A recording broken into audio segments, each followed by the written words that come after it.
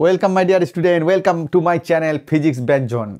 मेरा चैनल का पहला नाम था फिजिक्स जेन, लेकिन वो यूट्यूब में साथ में नहीं आ रहा था, इसलिए मैंने चैनल का जो नाम चेंज किया वो है physics bench zone, PHYSICS physics और बेंच जोन BANJON। तो बच्चों, आज हम लोग जिस टॉपिक के बारे में जानेंगे और हमारा जो कॉन्सेप्ट है बिल्कुल क्लियर हो जाएगा, छोटे छोटे डाउट हमारा क्लियर हो जाएगा, जिससे कि हम नीट में या JEE में ज्वाइंट एग्जाम में और कि 12 की एग्जाम में अच्छी फल कर सके। तो वो आज हम जानेंगे वर्क एनर्जी और वर्क पावर एनर्जी इस चैप्टर के थ्रू। तो बच्चों, आज हम क्या जानेंगे? हम जानेंगे वर्क क्या होता है और क्या पॉजिटिव और नेगेटिव वर्क का जो कॉन्सेप्ट है पूरा क्लियर हो जाएगा, और conservative non conservative force with mathematical example. Okay, तो बने रहिए, देखते रहिए। तो in general, what is work? Work is nothing but the scalar product of force and displacement. If any particle is pulled or pushed along the direction of force, that is force लग रहा है इधर और इसका displacement हो रहा है, जो s है वो इधर है, तो वर्क हो जाएगा सिंपल Fs। लेकिन अगर एक जो ब्लॉक है उसे हॉरिजॉन्टल के रेस्पेक्ट में हम एक angle, suppose this angle is theta, then the displacement is, if the displacement is S, ये ऐसे पुल कर रहा है हॉरिजॉन्टल के रेस्पेक्ट में थीटा एंगल करके, और ये ऐसे यहां आ गया है। ओके, और ये डिस्प्लेसमेंट होता है एस। तो यहां पर फोर्स वर्क डन हो जाएगा कि एफ फोर्स का जो कंपोनेंट डायरेक्शन की तरफ है उस कंपोनेंट या इफेक्टिव होगा। इसके परपेंडिकुलर जो एफ साइन थीटा कंपोनेंट है, ये आप लोग जानते हैं कि ये एफ कॉस थीटा होता है, एफ साइन थीटा होता है, वो नहीं होगा, वो बैलेंस mg से बैलेंस हो जाएगा। इसका जो effective component to move the object through a distance S is F cos theta. तो ये हो जाएगा F cos theta multiply by S, इसको हम कहते हैं एफ एस कॉस थीटा और F dot S, that is the scalar product of force and displacement is work. ये हम सभी जानते हैं। अभी हम जानेंगे कि पॉजिटिव और नेगेटिव वर्क किसे कहते हैं, और एक ही एग्जांपल में हम पॉजिटिव और नेगेटिव वर्क का जो कॉन्सेप्ट है वो जानेंगे। कैसे? देखिए, positive work means when the direction of the object, this direction of the displacement of the object and force are in same direction. तो हम यहां दो कॉलम कर लेते हैं, इसको कहते हैं पॉजिटिव वर्क, और इधर हम लिख लेते हैं नेगेटिव वर्क। Negative work. अभी देखिए, एक आदमी है यहां पर, हट्टा कट्टा एक आदमी है, और वो किसी भी चीज को क्या करते हैं, जमीन पे वो चीज है उसको लिफ्ट करके अपने माथे में रख देता है। सो इसमें उसका जो फोर्स, लिफ्टिंग फोर्स है वो है एफ। एफ होता है आप लिफ्टिंग फोर्स। आप लिफ्टिंग फोर्स मीन्स जिस फोर्स इसको ऊपर पुल करने में मदद की है, उसको आप लिफ्टिंग फोर्स। अभी यहां पर जो बॉडी था, इसका मास अगर m हो तो m मास का जो बॉडी है उसका डिस्प्लेसमेंट किधर हुआ? ऊपर हुआ, और अपलिफ्टिंग फोर्स का जो डायरेक्शन है वो भी ऊपर हुआ। तो in this case the work done is F S cos theta, and here theta is 0 because force and displacement are parallel. So we can write as that Fs, that is the work done is positive. But अगर इसी समय हम देखे जाए कि work done by gravity, work done by force of gravity कितना होता है? फोर्स ऑफ ग्रेविटी किधर किधर लगता है? डाउनवर्ड डायरेक्शन में लगता है, जी डाउनवर्ड डायरेक्शन में एक्ट करता है। तो यहाँ पर जो फोर्स का डायरेक्शन है वो किधर होगा? नीचे होगा। ओके, तो फोर्स ऑफ ग्रेविटी को हम अगर एफ जी कहे तो इसका डायरेक्शन होगा किधर? नीचे, एफ जी। और जो डिस्प्लेसमेंट हुआ है वो किधर होगा? ऊपर हो जाएगा। तो इसके बीच में एंगल कितना होगा? 180। So the work done by force of gravity is F G S cos 180। अब कॉस 180 का वैल्यू क्या है, -1 होता है, सो ये हो जाता माइनस एफ जी एस। तो इसी तरह से here the work done by uplifting force is positive but work done by gravity is negative. यही होता है पॉजिटिव और नेगेटिव वर्क का कॉन्सेप्ट। अगर एक ही ऑब्जेक्ट है, वहां पर दो फोर्स लग रहे हैं, एक है अपलिफ्टिंग फोर्स जिसे ये कुली, सपोज ये कुली है एक, ये कुली इसको ऊपर खींच रहा है, और एक होता है force of gravity which always acts downward. So here the work done is positive and negative simultaneously. That is, the work done by uplifting force is positive, but the work done by gravity is negative. समझ में आ गया? इसको हम देखें कि ऐसे, अगर किसी भी रफ इंक्लाइन प्लेन में हम किसी भी ऑब्जेक्ट को पुल करें इधर, और इसका फ्रिक्शन लगता है किधर, ऑपोजिट डायरेक्शन में, तो in this case here also work done by external force is positive, okay, but work done by force of friction or frictional force is negative. तो ये हम एंगल के पर्सपेक्टिव में भी लिख सकते हैं कि जब भी जो एंगल है वो एक्यूट होता है तो पॉजिटिव वर्क होता है। When a body is here, a force acts along this direction and displacement along this direction s, and the angle theta is acute. So when angle between force and displacement is acute, that is 0 less equal to theta less equal to 90 degree, work done is positive. Work done is positive. समझ आ गया बात? अभी इसी picture को हम अगर देखें कि फोर्स किधर लग रहा है, when the force act with displacement at an obtuse angle, तो यह क्या होता है, यह पुल होता है। तो अगर आप किसी भी ऑब्जेक्ट को ऐसे खींच रहे हैं, ऐसे ऐसे इधर फोर्स लग रहा है, लेकिन ये जा रहा है किधर, इधर डायरेक्शन में, तो ये जो एंगल होता है ये क्या होता है, थीटा हो जाता है obtuse. So here here 90 degree is less equal to theta less equal to 180 हो जाता है। तो in this case when the angle between force and displacement is 90 degree से 180 डिग्री हो जाता है, then work done is negative. Work done is negative.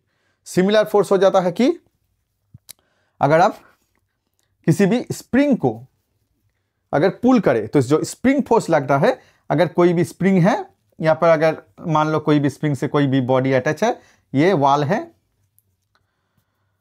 तो अगर आप ये x इक्वल टू 0 पोजिशन है, अगर इसको आप कॉम्प्रेस करें या इलोंगेट करें, सपोज हम पकड़ लेते हैं कि इसको हम इलोंगेट किया from x equal to 0 to x equal to x position में, तो ये होता है एक्सटर्नल फोर्स का डायरेक्शन।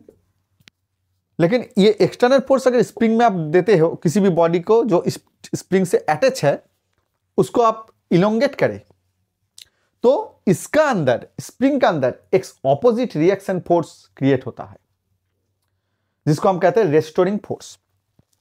तो वो किधर लगता है, always opposite to the external force. Suppose ये होता है F dash, it always acts towards centre x equal to 0 position. वो क्या चाहे, अगर स्प्रिंग को आप इलोंगेट करें तो वो कंप्रेस होना चाहेगा, अगर आप कंप्रेस करें तो वो इलोंगेट होना चाहेगा।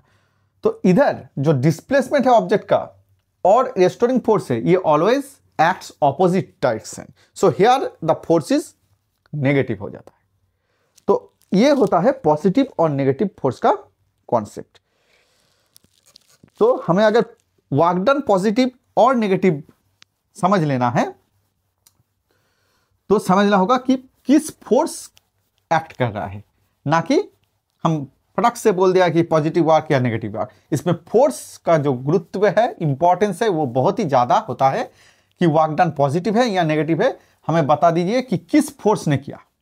अगर फोर्स ऑफ ग्रेविटी हो जाता है और किसी भी पार्टिकल को हम फॉल करते हैं तो वर्क डन पॉजिटिव हो जाएगा। ओके, अगर हम किसी भी ऑब्जेक्ट को ऊपर रखना चाहे लेकिन वो नीचे जा रहा है तो हमारा वर्क डन नेगेटिव हो जाएगा। ये जो कॉन्सेप्ट है ये आपको याद रखना है, बहुत ही गुरुत्वपूर्ण इंपॉर्टेंस कॉन्सेप्ट है। अब हम जाएंगे कि variable force, work done by variable force. देखिए, अभी तक हमने जितने भी फोर्स का बात किया वो कांस्टेंट फोर्स है, that is force is constant with time. लेकिन अगर force acts in A particular direction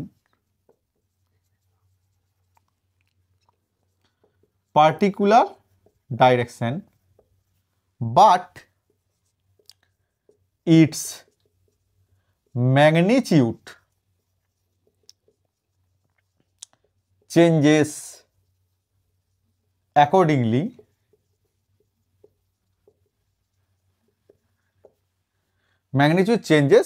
accordingly, then the force will be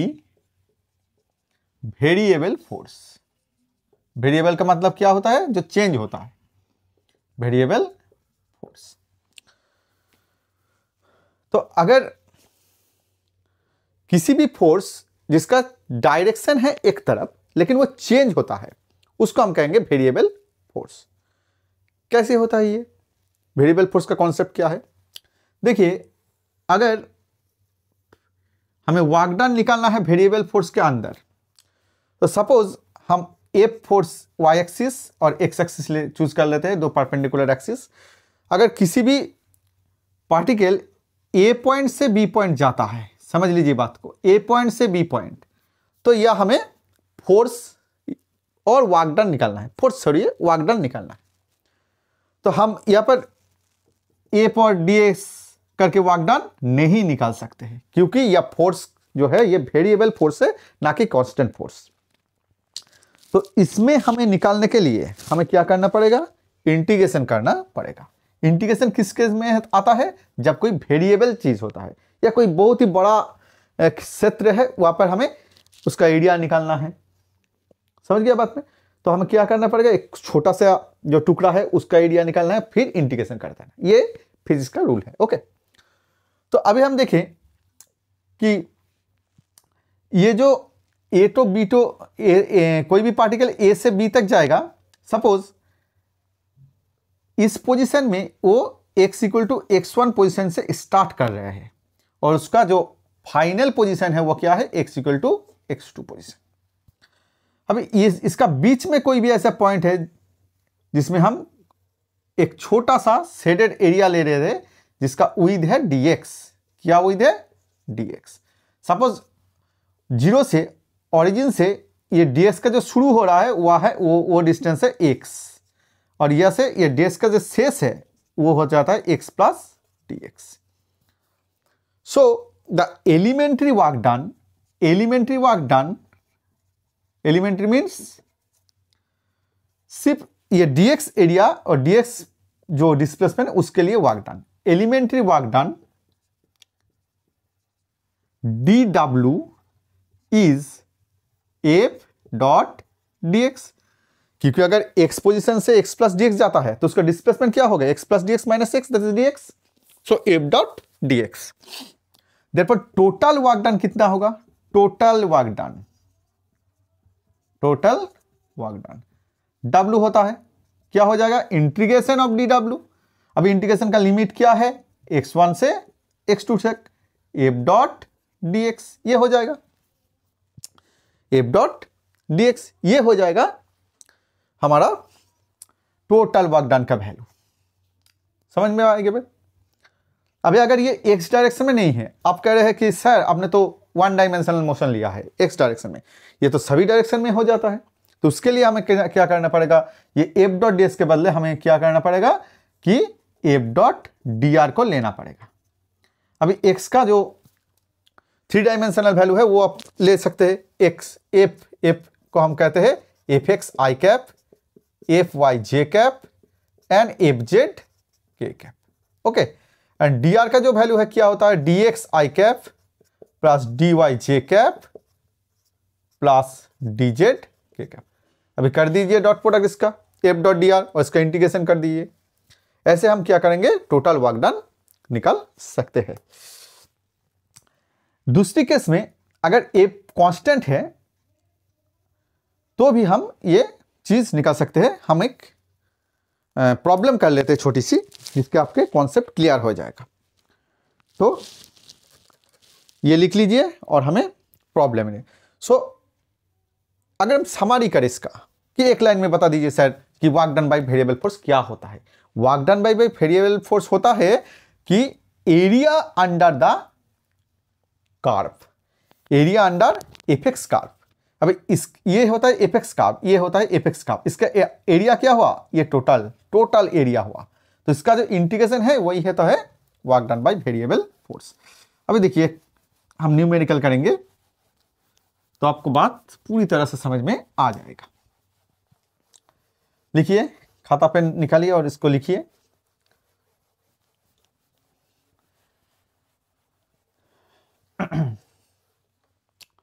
A force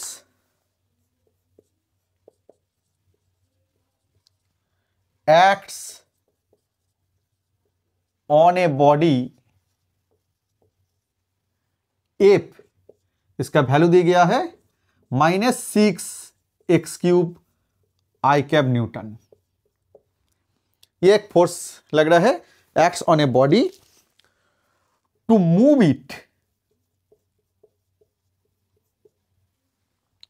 from x equal to -2 to x equal to +4 metre. Find W, W means what? तो ये variable force का numerical है। कैसे हम निकालेंगे इसको, देखिए पहले बात, इसको हम दो तरह से कर सकते हैं और एक तरह से ही करते हैं। तो हमें जो वर्क डन का फॉर्मूला हमें पता है, इंटीग्रेशन लेना है एफ डॉट, या डी आर नहीं लेंगे क्योंकि हमें बोल दिया गया है कि एक्स इक्वल टू, एक्स मतलब सिर्फ आई डायरेक्शन में होगा, जे और के डायरेक्शन 0 होगा। So F dot D X, F का जो एक्स का इंटीग्रेशन क्या होगा, -2 to +4। ओके, -2 to +4, ये हो जाता है इंटीग्रेशन का लिमिट। सो एफ का वैल्यू पुट किया जाए, -2 to +4 -6x³ I cap dot D X I cap. So I cap का वैल्यू 1 हो जाता है, तो हम ये लिख सकते हैं डायरेक्ट कि -6x³ dx। अभी -6 इज आउटसाइड द इंटीग्रल और x³ dx का इंटीग्रेशन होता है x⁴/4 4 को हम निकाल लेते हैं बाहर और ये बैठ गए +4 -2। अभी इजी हो गया जो प्रॉब्लम है 3/2, that is -3/2 4 +4 that is 216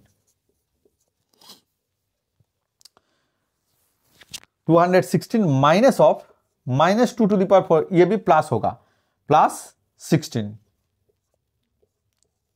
okay ना 256, सॉरी 256 होता है, 256 64 मल्टीप्लाइड बाई 4, हाँ 256 -2⁴ का वैल्यू प्लस होगा 16 हो जाता है, तो 256 -16 that is 240, that is -3/2 into +240 joule हो जाता है 120 दैट इज -360 जूल। ये हो जाएगा आंसर। माइनस का मतलब क्या होता है, work done is negative, work done is negative. -2 to +4 ले जाने से क्या होगा, वर्क डन नेगेटिव हो जाएगा।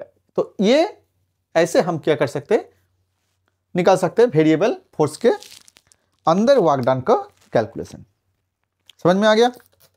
अभी ऐसे आपको एफ का आईजे के जो वैल्यू होगा वो दे जाएगा, गिवन होगा, और आपको निकालना है। चलिए एक और न्यूमेरिकल करते हैं, उसके बाद हम जाएंगे कि कंजर्वेटिव नॉन कंजर्वेटिव फोर्स का कॉन्सेप्ट क्या होता है। इसके नेक्स्ट दिन हम लोग एनर्जी के बारे में जानेंगे और उसका न्यूमेरिकल सॉल्व करेंगे। तो प्रॉब्लम नंबर 2 हमारे ऐसे आते हैं कि लिखिए, an object is displaced from point A to B. एक ऑब्जेक्ट है, वो ए पॉइंट से बी पॉइंट डिस्प्लेस्ड होता है। अभी ए पॉइंट का जो कोऑर्डिनेट है वो है 2 3 4 और बी पॉइंट का कोऑर्डिनेट है 1 2 3 1 2 3 2 3 4 से 1 2 3 आ जाता है। Under the constant force F, यहाँ पर एक फोर्स लगता है एफ, इसका वैल्यू होता है क्या, इसका वैल्यू होता है 2i cap plus 3j cap plus 4k cap. Find out work done. अब इसको हम दो तरह से कर सकते हैं, लेकिन जो इंटीग्रेशन कर सकते हैं इसको, लेकिन यहां से यह जाने में फोर्स का जो मैग्नीट्यूड है वो सेम है, तो इसे हम कांस्टेंट फोर्स कह सकते हैं। ओके, सो यहां पर जो डिस्प्लेसमेंट होता है वो क्या होता है, ए का जो कोऑर्डिनेट है हमें पता है कि कैसे लिखना है, 2i cap plus 3j cap plus 4k cap. अभी ये कैसे हम लिखे हैं, आई होप आपको पता है। अगर नहीं पता है, वेक्टर चैप्टर में है। अगर आपको चाहिए वेक्टर का कॉन्सेप्ट तो यूट्यूब में कमेंट में जाइए और हमें लिखिए कि सर वेक्टर क्लियर कर दीजिएगा, तो हमने वेक्टर भी आपको एक नई लेक्चर आएंगे वेक्टर की ऊपर में। सो बी वेक्टर इज क्या है, I cap plus 2j cap plus 3k cap. अभी देखिए यह जो डिस्प्लेसमेंट होता है dx और dr, डिस्प्लेसमेंट जो होता है हम r कहते हैं उसको, वो होता है final minus initial, always final minus initial. Okay, so I cap minus 2i cap, I cap minus 2i cap क्या होता है, minus I cap, I cap minus 2i cap, ये क्या होता है, minus I cap. 2j cap minus 3j cap, 2j cap minus 3j cap, that is minus j cap, और 3k cap minus 4k cap, सो ये होता है minus k cap. So minus I minus j cap minus k cap. Okay, अभी work done W क्या होता है, work done हो जाता है F का वैल्यू क्या है, 2i cap plus 3j cap plus 4k cap, dot हो जाता है। अगर minus I cap minus j cap minus k cap. अभी माइनस को अगर हम कॉमन लेते हैं तो 2i cap plus 3j cap plus 4k cap, ये हो जाता है i cap plus j cap plus k cap. Okay, so कितना हो जाता है work done, minus 2i dot i means 2 होता है, plus 3 plus 4, that is 4 3 7 minus 9 joule. ये जे कैप नहीं, ये जूल है। Okay, minus 9 joule. ऐसे इजी सवाल नीट में पूछे जाते हैं कभी कभी, और कॉन्सेप्ट क्लियर के लिए ये बहुत ही ज़्यादा ज़रूरत है। तो लिखिए इसको, और इसके बाद हम शुरू करेंगे कंजर्वेटिव नॉन कंजर्वेटिव फोर्स।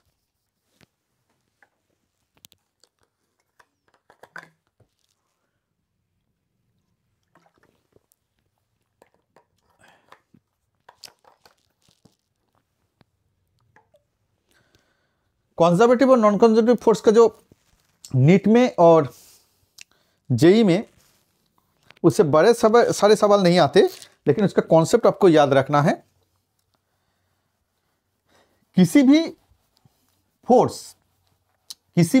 से जो वर्क डन होता है अगर वो पाथ लेंथ पे डिपेंड करता है तो वो हो जाता है नॉन कंजर्वेटिव फोर्स। अगर आप हमारा अगला टॉपिक है कंजर्वेटिव फोर्स। कंजर्वेटिव फोर्स, अगर जो वागडान होता है इज इंडिपेंडेंट ऑफ, इंडिपेंडेंट में डिपेंड नहीं करता, इंडिपेंडेंट ऑफ पाथ फॉलोड, तो किस पे डिपेंड करते हैं? Only depends on initial and final point, initial and final points.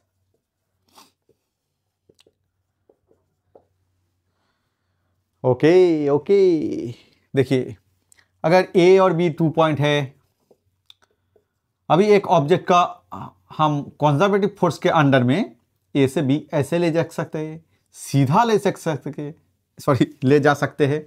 हमारी हिंदी थोड़ी कमजोर है, ओके, क्योंकि हम बंगाली है, आप लोग का सोच समझने में थोड़ी सी दिक्कत हो सकते हैं, लेकिन नामुमकिन नहीं है। ओके, सो ए से बी तक हम पथ 1 फॉलो कर सकते हैं, पथ 2 फॉलो कर सकते हैं, पथ 3 फॉलो कर सकते हैं, लेकिन तीनों में ही जो वागडान होता है W1, W2 एंड W3 ये सेम होता है, इक्वल होता है।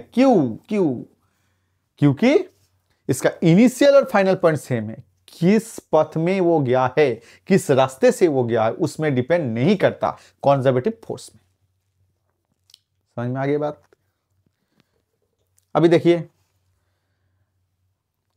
ग्रेविटेशनल फोर्स एक कंजर्वेटिव फोर्स है, इलेक्ट्रोस्टैटिक फोर्स एक कंजर्वेटिव फोर्स है। ठीक है, gravitational force, electrostatic force, electromagnetic force, ये सभी कंजर्वेटिव फोर्स है। अभी देखिए, हम ग्रेविटेशनल फोर्स का बात करते हैं कि ऐसे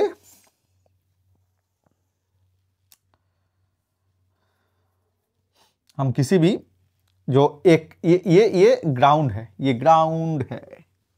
अभी किसी भी ऑब्जेक्ट को हम यहां से यहां पर ले जा सकते हैं। ये है H, यहां से यहां पर लेकर रख दिया है। सिमिलर ऑब्जेक्ट को यहां से एक इंक्लाइन प्लेन में हमने यहां पर रखा है। ये होता है L और ये होता है थीटा। ओके, अभी इसको आप ऐसे भी ले जा सकते हैं, ऐसे गया फिर ऐसे, ऐसे गया फिर ऐसे, ऐसे फिर यहां रख सकते हैं। ये H1 है, ये H2 है, ये H3 है, और ऐसे भी ले जा सकते हैं फ्रॉम A टू B, ये H। अभी देखिए क्या होता है, इसमें वर्क डन कितना होगा? ये m है, तो force into displacement F into S. F क्या है? इसका वेट mg, डिस्प्लेसमेंट कितना हुआ? h, तो वर्क डन कितना हुआ? mgh हुआ।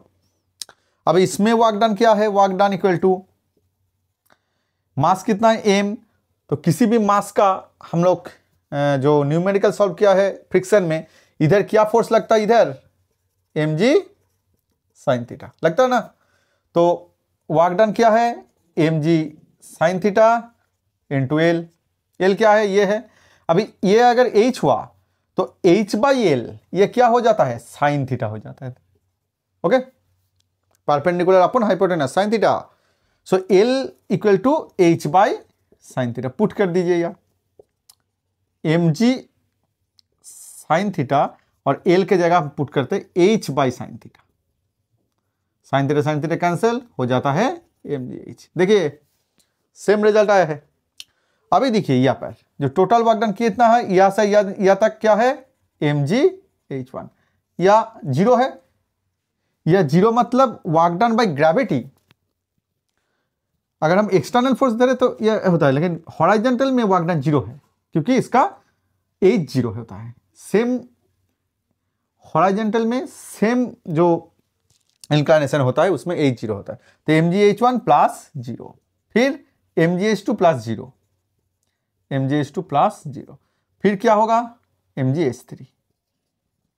और Mg को कॉमन लिया जाए H1 plus H2 plus H3, तो H1 H2 H3 कितने का बराबर है, H का बराबर, टोटल हाइट।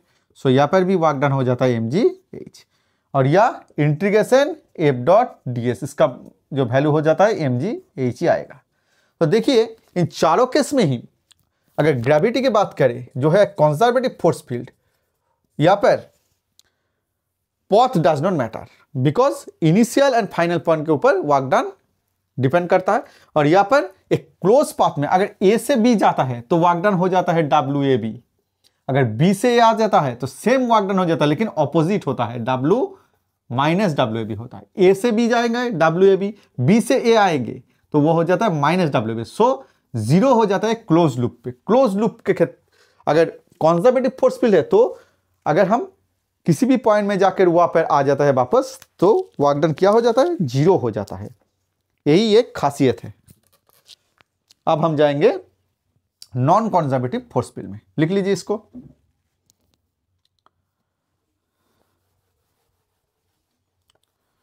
नॉन कंजर्वेटिव में क्या होता है कि नॉन कंजर्वेटिव फोर्स फील्ड में हमें यह सब नहीं मिलेगा। नॉन कंजर्वेटिव फोर्स फील्ड जो फोर्स है वहां पर वर्क डन डिपेंड करता है पाथ लेंथ पे, ऐसे कि नहीं कि इनिशियल और फाइनल पॉइंट में ही वो होता है, वो पाथ लेंथ में डिपेंड करता है। जैसे कि force of friction, force of friction ये पाथ लेंथ में डिपेंड करता है। सो अगर ये ग्राउंड है, A से B पॉइंट में आप एक पार्टिकल को ले गया है विथ फोर्स F, तो फ्रिक्शन किधर लाएगा, ऑपोजिट लाएगा, Fs। अभी work done by frictional force कितना होगा, फ्रिक्शनल फोर्स कितना होगा फ्रॉम A टू B, क्या होगा बताइए, W1 इसको कहते हैं Fs इंटू S, अगर ये डिस्प्लेसमेंट S है। Fs क्या होगा, म्यू mg होता है, S अगर नहीं समझे तो हमारे चैनल में फ्रिक्शन देख लीजिएगा,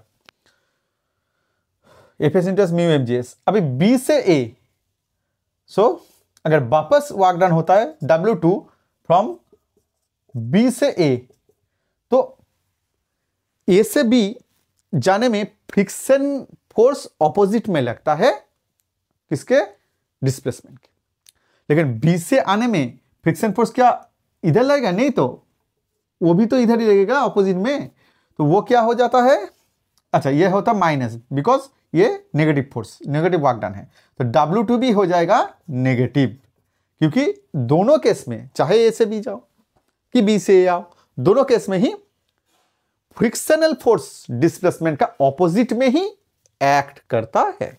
तो टोटल वर्क डन क्या हो जाता है, WT minus mu mgs plus minus mu mgs, that is minus 2 mu mgs which is not equal to 0। यही होता है difference between conservative and non conservative force. तो नॉन कंजर्वेटिव फोर्स क्या होता है, कितना, इसका एग्जांपल क्या होता है, फ्रिक्शन फोर्स और फ्रिक्शनल फोर्स, विस्कस फोर्स, ये सभी नॉन कंजर्वेटिव है। Air drag, okay. तो आज के लिए इतना ही, हम लोग जो वर्क डन का जो बेसिक कॉन्सेप्ट है वो समझ चुके हैं। आई होप आपको क्लास अच्छा लगा। अगर आपको मेरा वीडियो अच्छा लगता है तो वीडियो को लाइक कीजिएगा, कमेंट कीजिएगा और चैनल को सब्सक्राइब जरूर कीजिएगा। इसके नेक्स्ट दिन हम एनर्जी के बारे में जानेंगे। और क्लास 12 का अगर बच्चे सुन रहे हो तो आपको क्या मुश्किल लगता है उस चैप्टर को, जो थ्योरी है या न्यूमेरिकल है, हमें कमेंट में लिखिए, हम पूरा चेष्टा उसका ट्राई करेंगे। ओके, तो आज के लिए बच्चों हमें इजाज़त दीजिए and keep supporting me for my channel physics बैंजॉन। Thank you very much.